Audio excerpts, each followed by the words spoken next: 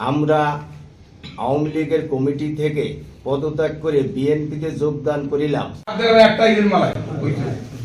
আমি মোহাম্মদ আনোয়ার হোসেন, সাবেক মেম্বার ৫ নং ওয়ার্ড, পিঞ্জুরি ইউনিয়ন।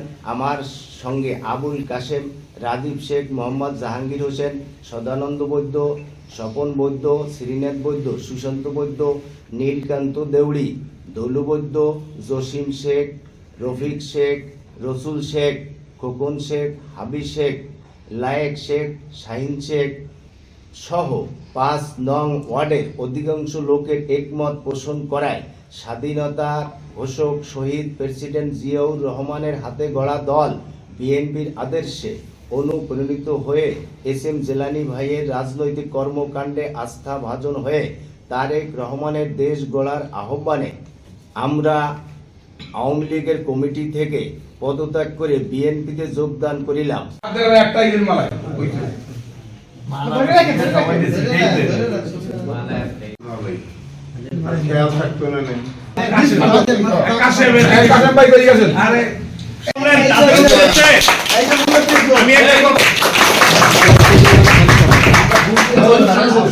তাদেরকে আমরা বিএনপি